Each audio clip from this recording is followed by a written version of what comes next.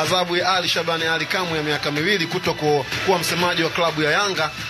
Watu wengi wameshauri na wameongea na imewaumiza kweli, kwa maana adhabu ni kubwa na kijana bado mdogo, ni professional pia, ndio kitu ambacho amekisomea kukifanya. Basi muone hata mnatumia busara kuweza kupunguza hiyo adhabu. Lakini pia kuelekea mechi ya Kariakoo Derby, kwa maana Simba na Yanga, joto limekuwa kubwa kweli na watu wamekuwa wakihusisha kwamba inawezekana pale TFF kuna usimba, ndio maana wanamfungia huyo Ali Kamwe ili wao waweze kusomewa tu wao peke yao. Mechi itakuwa ya aina gani? Kwa sababu Simba anataka pointi 3 na pia Yanga anataka pointi 3. Sasa hapo useke utimu, uchambue kama sports lady. Kama kuna sema hapo unaonyesha itakuwa mechi aina gani? Lakini itakuwa ni mechi yenye ushindani mkubwa sana. Jumamosi tarehe 8.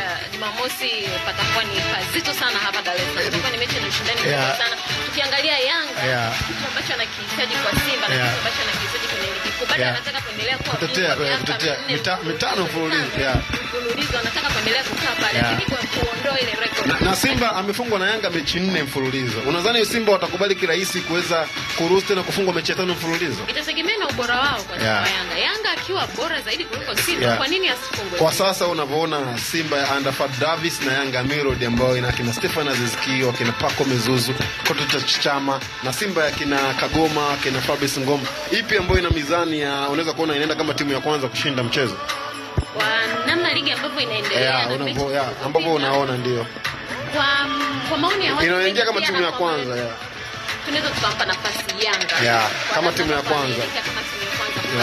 Kulingana na matamanio yake kulingana na matamanio yake kuendelea kutaka kuwepo pale tutaendelea kumpa ile nafasi. Lakini pia Simba atahitaji kulipiza kisasi. Hatataka kuonekana mnyonge sana kwa Yanga.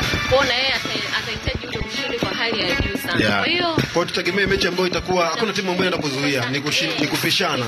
Yaani kila mtu atahitaji magoli, kila mtu atahitaji ushindi wa hali ya juu. Kwa hiyo hii derby kidogo ina mvutano. Na kumbuka atakayeshinda huo mchezo atakuwa na taswira njema kweli kuelekea ubingwa wa NBC Premier League. Kwa mfano, tuwashumu Simba Sports Club anaenda kupata matokeo wa huo mchezo. Unadhani Yanga ana nafasi ya kwenda ku overtake? Kwa nini asi-overtake? Nafasi ipo, si ndio? Kwa mfano Yanga anaongoza ligi kwa sasa na anacheza na Simba. Simba na mchezo mmoja. Ikitokea labda Yanga ameshinda, Yanga ana nafasi kubwa ya kwenda kuchukua ubingwa pia. Yanga mimi